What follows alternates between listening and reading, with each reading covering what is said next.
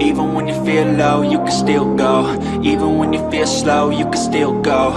Even when there's no hope, you can still go. I never answer to no, man, I still go. Go, go, go, go, go, go, go, go, go, go, go, go, go, go, go. Hustle hard, hustle every single day. I'll be making moves till I'm buried in my grave.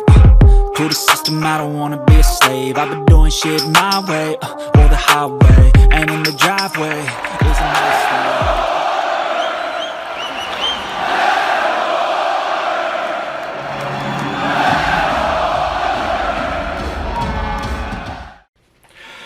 Welcome back to the channel, guys. My name is Gene Edwards. You're watching Lubed. This is the season preview for the 2022-2023 Edmonton Oiler season that starts in 12 days. October the 12th against the Vancouver Canucks, the home opener at the Rogers Place.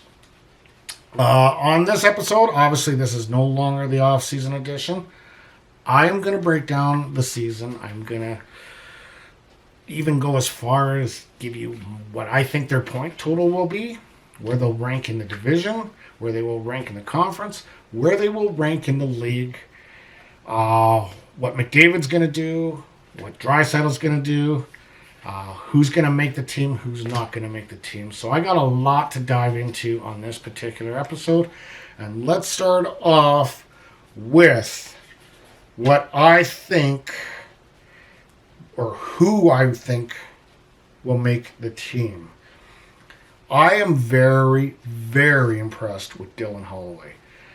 He did debut as an Edmonton Oiler in a playoff game, actually a Western Final playoff game last year. He only played about 7 minutes, but he got his taste of it against the Colorado Avalanche.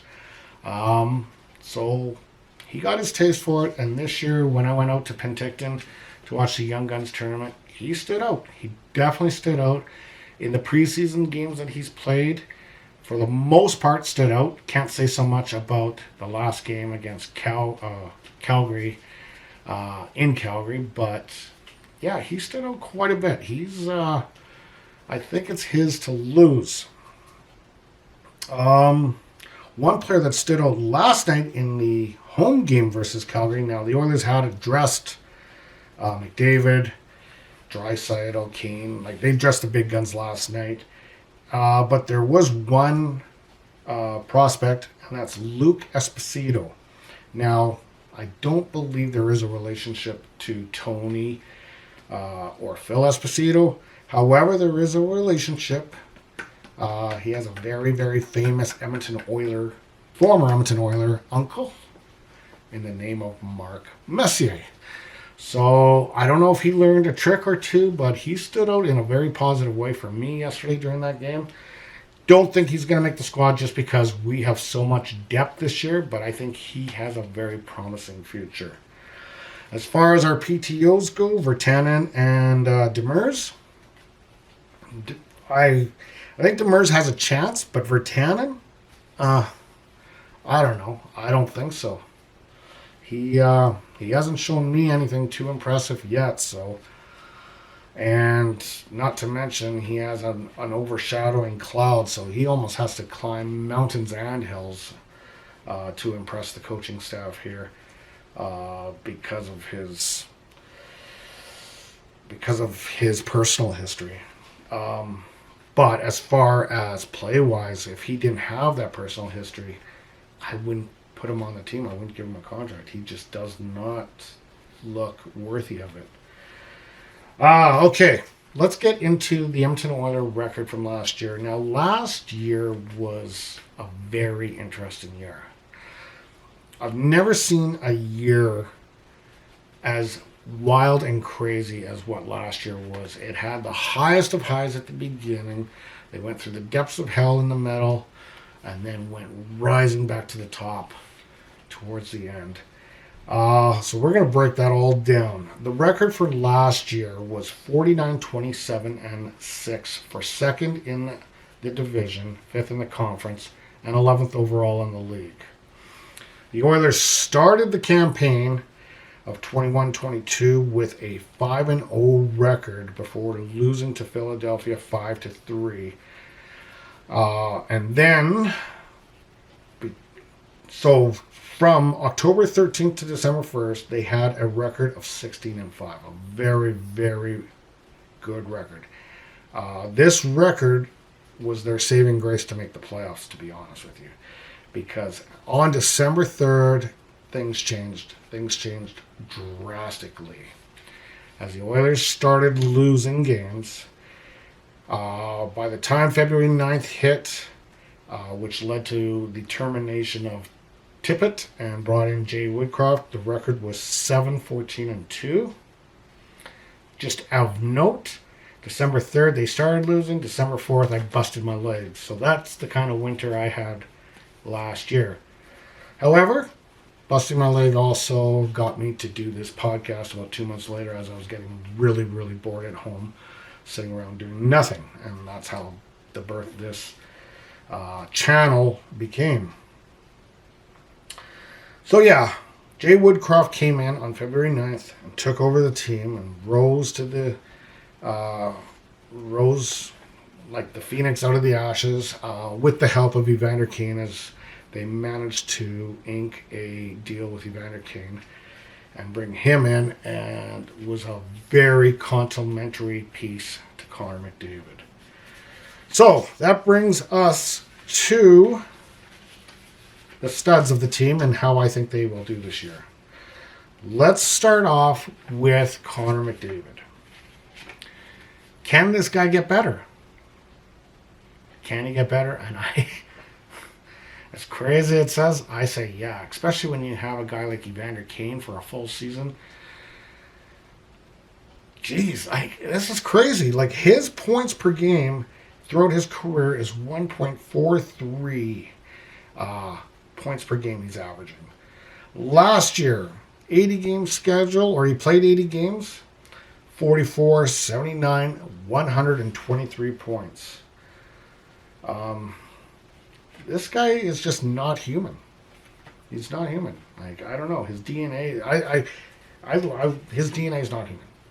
So anyway, yeah, I think he could get better when you put Evander Kane next to him.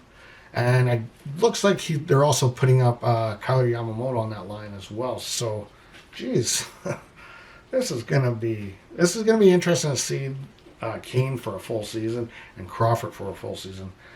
So yeah, I think he can get better. What about Leon Draisaitl? I'm on the fence with Leon getting better, but I'll tip it to yeah, he can.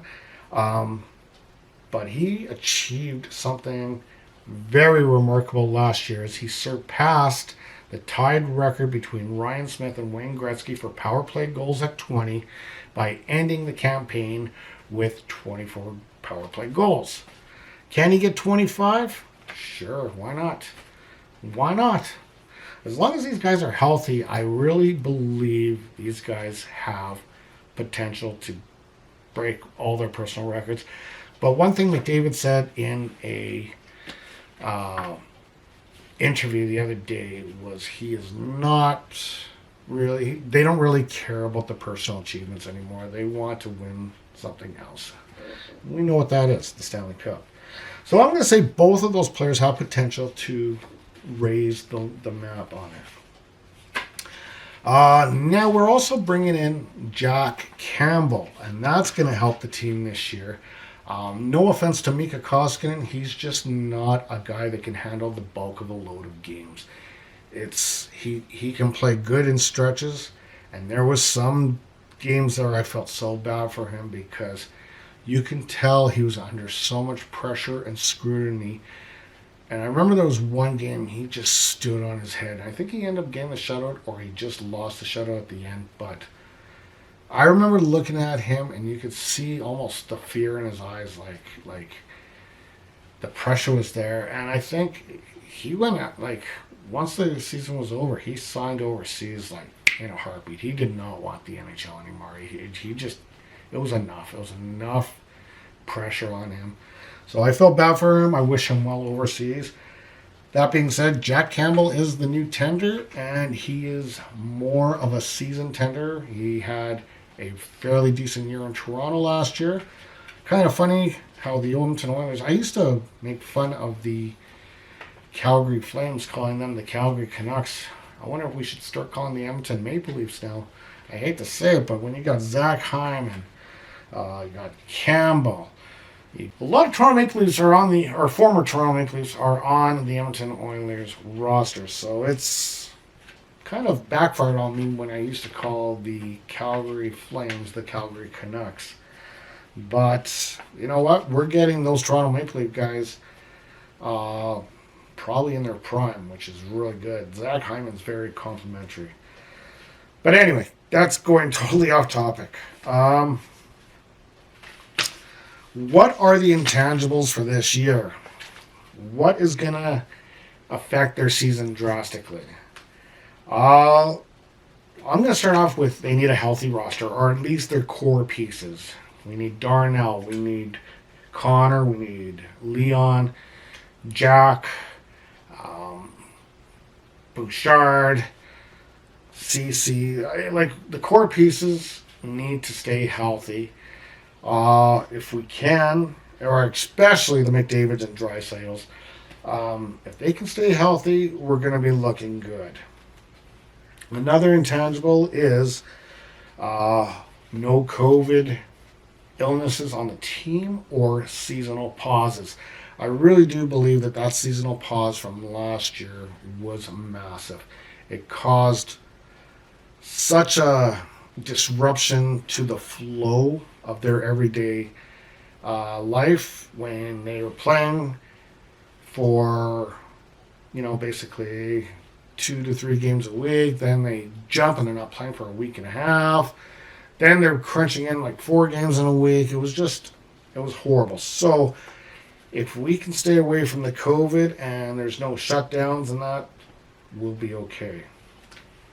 As I was mentioning before, Jack Campbell holding the fort, which I do believe he will. Like I say, he is a better equipped goalie to handle the bulk of the load than Mika Koskinen.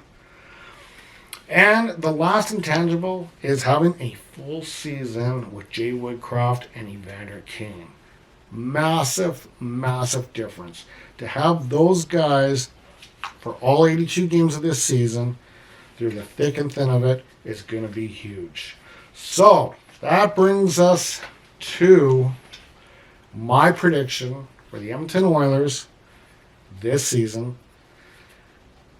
Bookmark this video. Come back to it back in April. Or actually, maybe I shouldn't get to, because if it turns out so bad. But again, there's all those intangibles. So if I'm wrong, when you come back, just think about those intangibles. Think about who got hurt throughout the season. But anyway, the Oilers last year had a record of 49, 27, and 6. I'm going to say this year they're going to have a record of 54, 19, and 9.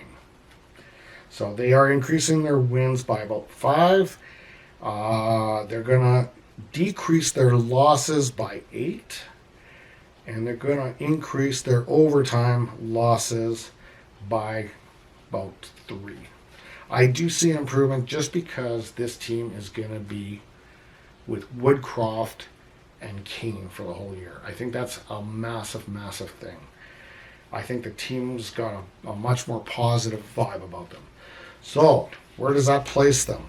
They will be first in the Pacific, as I said on my Pacific Division review a few weeks back.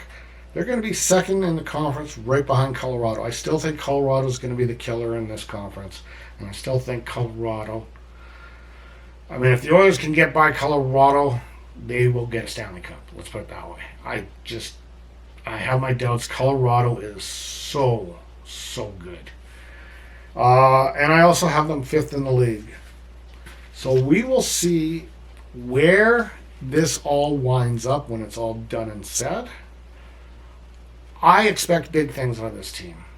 I really, really do. And we're going to find out in a week and a half as the Edmonton Oilers take on the Canucks in the Rogers Place for the home opener on October the 12th. It all begins, baby. It all begins. I'm gunned. This will be my first full season doing the Lube channel, which is going to be awesome. And I look forward to bringing you guys game reviews, my news, and previews on the weekend. Let's go, baby. Let's do this. Everybody, as always, stay healthy, stay happy, stay hydrated. I will see you next week for the very first preview of the year. We will talk soon. My tongue keeps bleeding from the words I spit. So sharp, so freezing, so cold. Behold, frostbite, they feeling.